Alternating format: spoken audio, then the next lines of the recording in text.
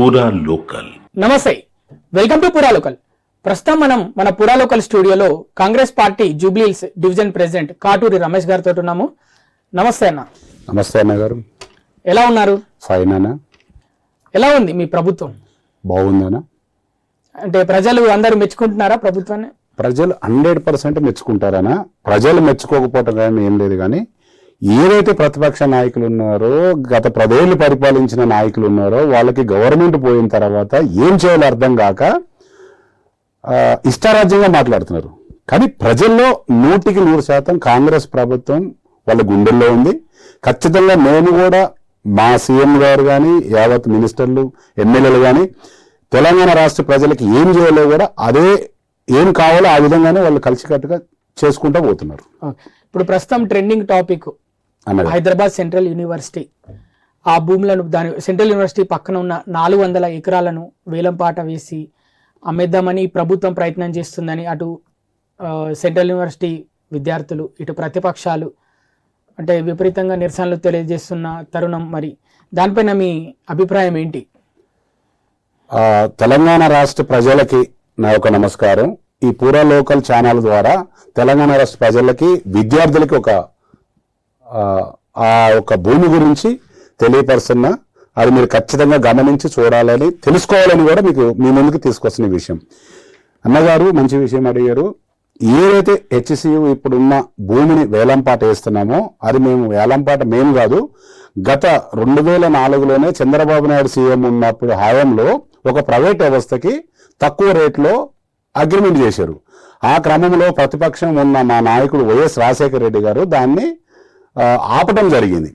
ఆ క్రమంలో అట్లా ఆగిపోయి ఉన్నది. అప్పటికే టీడీపీ ప్రభుత్వం పోయిన తర్వాత కాంగ్రెస్ ప్రభుత్వం వచ్చింది. కాంగ్రెస్ ప్రభుత్వం వచ్చిన తరుణంలో అతను ఇక్కడ సుప్రీంకోర్టుకి ఆశ్రయించాడు. సుప్రీంకోర్టులో నడుస్తూనే ఉండేది. సుప్రీంకోర్టు కూడా నడుస్తున్న తరుణంలో వైఎస్ రాజశేఖర పేర్లు మన గవర్నమెంట్, కాంగ్రెస్ ప్రభుత్వంలోనే గవర్నమెంట్ ఫేవర్ గా అది వచ్చింది, తీర్పు వచ్చింది. తీర్పు వచ్చినా కూడా మళ్ళా అతను పిల్లేశాడు. ఈ క్రమంలో మళ్ళా కాంగ్రెస్ ప్రభుత్వం కూడా పోయిన తర్వాత మళ్ళా 2014లో టీఆర్ఎస్ ప్రభుత్వం వచ్చింది.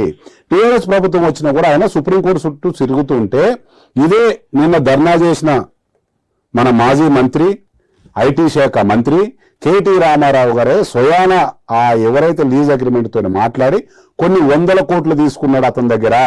తీసుకొని మీకెందుకు మీరు అక్కడ తిరగకండి, నేను వీలైనంత వరకు దాన్ని సాల్వ్ చేస్తానని చెప్పి అతని దగ్గర కొన్ని 100 కోట్లు తీసుకొని ఆ 10 ఏళ్ళు ఆయనకి న్యాయం చేయలేకపోయాడు. అంటే ఎట్లా చేశాడు? ఇది ఆల్రెడీ సుప్రీంకోర్టు తీర్పిచ్చింది కదా గవర్నమెంట్ ల్యాండ్ అని. అయినా కూడా అవతల వ్యక్తిని మోసం చేసి కొన్ని 100 కోట్లు తీసుకొని ఈ రోజు శుద్ధపూసలాగా చెప్తున్నాడు. అసలు మతుని మాట్లాడుతున్నాడు ఏమన్నా కేటీఆర్ కానీ? యావత్ తెలంగాణ విద్యార్థులకు నేను ఒకటే చెప్తున్నా, తెలంగాణ విద్యార్థులారా, మీరు మాయ మాటలకి మోసపోకండి. నేను గతంలో కూడా చెప్పిన, గతంలో తెలంగాణ కోసం ఏదైతే వాళ్ళు అయ్యా చేశాడో ఈ రోజు కేటీఆర్ చేస్తున్నాడు. మళ్ళా అధికారం కోసం తెలంగాణ రాష్ట్ర ప్రజలను మోసం చేయడానికి విద్యార్థులను రోడ్డు మీద తీసుకొస్తున్నాడు. నేను సూటుగా సమాధానం చెప్తున్నా, అది హెచ్సి ఏదైతే యూనివర్సిటీ ల్యాండ్ 1 ఇంచు కూడా తీసుకోమని ముఖ్యమంత్రి చెప్పారు, మంత్రులు చెప్తున్నారు. ఈ రోజు తెలంగాణ ప్రజల విద్యార్థులు కూడా చెప్తున్నాం, ఏదైతే యూనివర్సిటీ భూమి ఉందో అది 1 ఇంచు కూడా తీసుకోమా. అదే కాదు, ఏ యూనివర్సిటీ భూమి కూడా తీసుకోనికి హక్కు లేదు. ఏదైతే గవర్నమెంట్ ల్యాండ్ ఉందో ఆ గవర్నమెంట్ ల్యాండ్ అది ప్రజలకు ఉపయోగపడే విధంగా ఉంటుంది కాబట్టి దాన్ని వేలంపాట వేసినాము. అంతేగాని ఈ ఏదైతే సోయదెప్పిన కేటీఆర్ గారు కానీ, హరీష్ కానీ ఇంకా వాళ్ళు ఇష్టారాజ్యం మాట్లాడుతున్నారు కదా, అయ్యా కేటీఆర్, హరీష్ రావు గారు, మీకు ఇదే చెప్తున్నా, అది ఖచ్చితంగా గవర్నమెంట్ భూమిని మీకు కూడా తెలిసి కూడా విద్యార్థులను రోడ్డు మీద తీసుకొచ్చి వాళ్ళ జీవితాలు ఆగం చేయొద్దు. దయచేసి తెలంగాణ విద్యార్థులతో మీరు ఆడుకోవద్దు. ఒకవేళ మీరు నిజంగా ఈ రకంగా ఆడుకుంటే మరి ఖచ్చితంగా ఇంకా తగిన బుద్ధి చెప్పే రకంగా ఉంటుందని మీకు హెచ్చరిస్తున్నా. అంటే ఇప్పుడు ఈ టైంలో అంటే పథకాలకి డబ్బులు లేవు, అందుకే ప్రభుత్వ భూములు వేలంపాట వేస్తుంది ఈ ప్రభుత్వం అని వ్యాఖ్యలు చేస్తున్నారు ప్రతిపక్షాలు. ఇప్పుడు పథకాలకి డబ్బులు లేవని ఎవరు చెప్పి వీళ్ళే చెప్తున్నారు కదా. అంటే వీళ్ళు గతంలో దోసుకొని తిన్నారు కదా, పథకాలకి డబ్బులు ఉన్నాయా లేవా అనేది కాదు. గవర్నమెంట్ అయితే అప్పుల్లో ఉన్నది అన్న సంగతి ఈ సన్నాసులు తెలిసి కూడా ఎందుకు మాట్లాడుతున్నారు అంటే, ఏ విధంగా అయినా సరే కాంగ్రెస్ ప్రభుత్వాన్ని బదలాం చేయాలి, ముందుకు పోవద్దు, ప్రజలకి ఏవి కూడా సంక్షేమ పథకాలు ఇవ్వద్దు, వీళ్ళలోనే దోసుకొని తినాలని ఒక దురుద్దేశంతోనే మాట్లాడుతున్నారు. మాది అది కాదు, ఖచ్చితంగా ప్రజలకు మేలు చేయాలి, ఆ విధంగా ప్రజలకు ఉపయోగపడి ఉంటుందని చెప్పేసి ఇది గవర్నమెంట్. అంటే గతంలో కూడా వేసారు కదా మరి వీళ్ళు. గతంలో 1000 ఎకరాలు వేలంపాట చేశారు కదా, అప్పుడు మేము అడిగినామా? ఈ రోజు మళ్ళీ కిషన్ రెడ్డి కూడా చెప్తున్నాడు, గత 10 సంవత్సరాల నుంచి మంత్రిగా ఉన్న కిషన్ రెడ్డి మతిలేని మాట్లాడుతున్నాడు. కిషన్ రెడ్డికి ఏమైనా ఏమైనా గతంలో సహాయ మంత్రిగా ఉన్నాడు, ఇప్పుడు కేంద్ర మంత్రిగా ఉన్నాడు. మరి గతంలో వాళ్ళు 1 ఎకరా 100 కోట్లు కమ్మినప్పుడు ఎందుకు అడగలేదు కిషన్ రెడ్డి? అంటే టీఆర్ఎస్ బీజేపీ ఒకటై ఈ రోజు కాంగ్రెస్ పార్టీని బయలాం చేయనిక మీరు ఈ రకంగా చేస్తుంది. తెలంగాణ విద్యార్థులకు ఇదేనా మీరు చెప్పేది? విద్యార్థులారా మీకు ఒకటే చెప్తున్నా, ఈ రోజు బీజేపీ టీఆర్ఎస్ ఏకమై అదేదైతే ప్రజలకి తప్పుడు తోడుగా ఇచ్చేస్తున్నారు, మీరు ఒకటి నమ్మవద్దు. ఖచ్చితంగా మన తెలంగాణ ప్రజలకి విద్యార్థులకు కానీ ఏదైనా మేలు జరిగే విధంగా కాంగ్రెస్ ప్రభుత్వం నిర్ణయం తీసుకుంటుంది. అంటే రీసెంట్ గా గెలిచిన ఒక్క సీటు కంటోన్మెంట్ సీట్ కాకుండా అసలు హైదరాబాద్ నుంచి ఒక్క సీటు కూడా గెలుచుకోలేదు కాంగ్రెస్ పార్టీ అసెంబ్లీ ఎన్నికల్లో. అందుకే రేవంత్ రెడ్డి సర్కార్ కావాలని హైదరాబాద్ మీద పగబట్టి అటు హైడ్రా అయినా ఇటు మూసీ అయినా ఇప్పుడు మళ్ళీ 400 ఎకరాలు పక్కన హెచ్యు పక్కన యూనివర్సిటీ పక్కన భూములైనా ఇలాంటి రాద్ధాంతం చేస్తుంది అని ప్రతిపక్షాలు విమర్శలు చేస్తున్నాయి. హైడ్రా ఓకే, గ్రేటర్ హైదరాబాద్ వేల ఓట్లతో మెజార్టీతో గెలిచారా? 20,000 30,000తోనే కదా.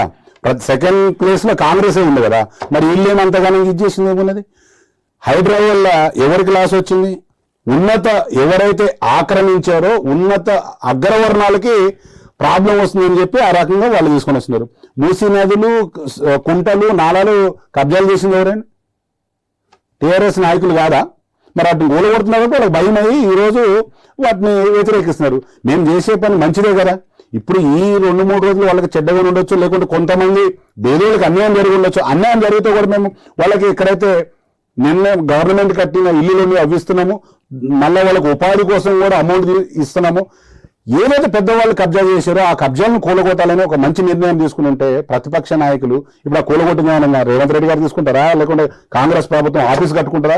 కట్టుకోరు కదా, గవర్నమెంట్కే కదా అది యూజ్ అయ్యేది. మరి ఎందుకు ఏడ తప్పుడు జరిగింది? సిటీలో 14 సీట్లు గెలిచి 14లో కూడా వేరే ఆల్రెడీ ఎంఐఎం కదా, వీళ్ళు గెలిచిందేంటి?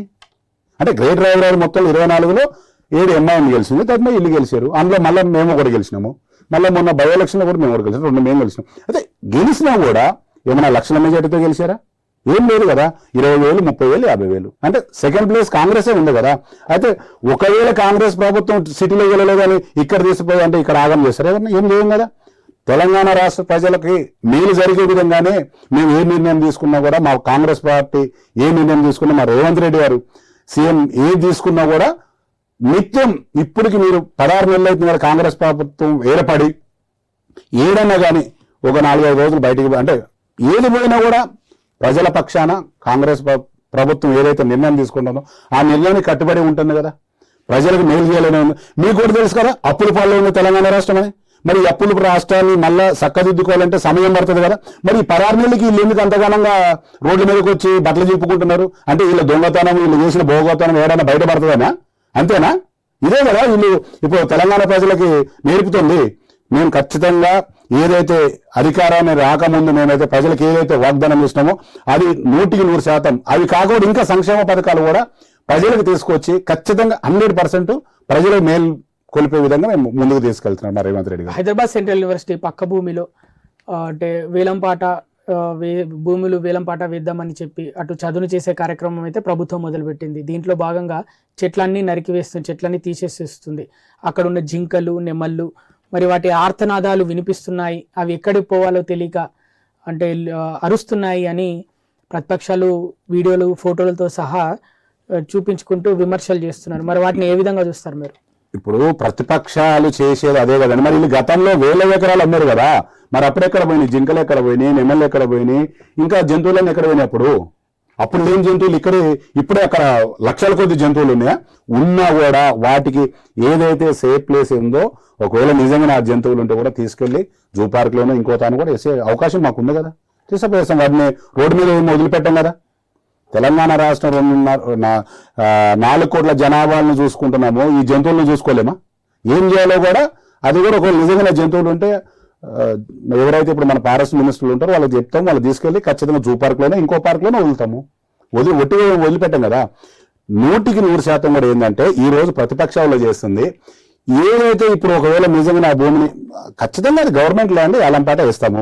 ఏలంపాట వేసినప్పుడు ఈ ఒక కొంత అమౌంట్ వస్తుంది కదా, ఈ అమౌంట్ వల్ల మనం ఏదైతే సంక్షేమ పథకాలు ఏర్పాటు చేసామో అవన్నీ కూడా నెరవేరుస్తారు. కాంగ్రెస్ పార్టీ ప్రజల్లో మళ్ళీ బలంగా నాటకపోతుంది. టీఆర్ఎస్ ప్రభుత్వము మళ్ళీ బీజేపీ కానీ మేము టీఆర్ఎస్ కానీ బీజేపీ కానీ ప్రజల్లో పోవాలంటే ఇబ్బంది అవుతుందని చెప్పేసి వీళ్ళు ఈ నాటకం ఆడుతున్నారు. వీళ్ళు గతంలో అమ్మారు కదా, 1000 ఎకరాలు అమ్మారు కదా. ఇది మీ పార్టీ యొక్క స్వార్థం కోసం కాదంటారా, ఓన్లీ ప్రజల కోసమే అంటారా? 200% ఇది కేవలం తెలంగాణ రాష్ట్ర ప్రజలకి, విద్యార్థులకి, ఏదైతే మన రాష్ట్రానికి కాపాడుకోవాలిగా, మన రాష్ట్రంలో అప్పుల పాల్లో ఉంది కాబట్టి కాపాడుకోవాల్సిన బాధ్యత మా సీఎం రేవంత్ రెడ్డి గారి మీద ఉంది కాబట్టి ఆ భూమిని వేలం పాడడం జరిగింది. అంటే ఇదేని కదండి, ఇప్పుడు మేము కొత్తగా కాదు కదా, గత ప్రభుత్వం 10 ఏళ్ళు పరిపాలించిన ప్రభుత్వం కూడా కొన్ని 100 ఎకరాలు వేలంపాటు చేసింది కదా. మరి అప్పుడు కోకాపేటలో 1 ఎకరా 100 కోట్లు వేలంపాటు వేశారు కదా, మరి అప్పుడు ఎందుకు లేని ఇబ్బంది ఇప్పుడు ఎందుకు వస్తుంది? ఇదే కదా వాళ్ళకి ఏమైందంటే ఇప్పుడు దానివల్ల కొంత డబ్బు వస్తుంది, మళ్ళీ కాంగ్రెస్ పార్టీ ఈ పథకాలన్నీ ప్రజల్లో తీసుకెళ్లి అమలు పరిస్తే మా ఉనికిని మేము కాపాడుకోలేకపోతామేమని చెప్పి విద్యార్థులు రోడ్డు మీద తీసుకొచ్చి వాళ్ళ జీవితాలతోనే ఆడుకుంటున్నాడు కేటీఆర్. అందుకే చెప్తున్నా, కేటీఆర్ గారు ఇప్పటికైనా బుద్ధి తెచ్చుకోండి. విద్యార్థులతో మీరు ఏదైతే ఆ విద్యార్థులు కూడా ఒరిజినల్ అంటే నిజంగా విద్యార్థులు కాదు, వాళ్ళు పార్టీకి కొమ్ము కాసే విద్యార్థులు. వాళ్ళకు కూడా చెప్తున్నా, ఎవరైనా ఉండండి విద్యార్థులు కాబట్టి దయచేసి మీరు అలాంటి గొడవలు పోయి కేసులు మీ మీద పెట్టుకోకరి. ఎందుకంటే మీకు భవిష్యత్తు ఉంది కాబట్టి అట్లాంటి గొడవలు పోకరి. వాళ్ళకి తెలుసు తుమ్మతాకలు పెట్టడం ఎట్లా అంటే ప్రజల్లో వాడుకోవడం బాగా వాళ్ళకి వెన్నతో పెట్టిన విద్య కాబట్టి మీరు అలాంటి ఏదైనా కూడా మీరు దూరంగా ఉండి మీ భవిష్యత్తుని కాపాడుకొని మీరు జీవితంలో మీ భవిష్యత్తు బాగుంటుంది, గవర్నమెంట్ ఉద్యోగాలు వచ్చే అవకాశం ఉంటుంది కాబట్టి అట్లాంటి గొడవలు పోవద్దని దండం పెట్టి చెప్తున్నా మీకు. థ్యాంక్ యూ అన్న, మా పూరా లోకల్ స్టూడియోకి వచ్చి మీ విలువైన అభిప్రాయాలు మాతో షేర్ చేసుకున్నందుకు thank you so much. Thank you అన్న.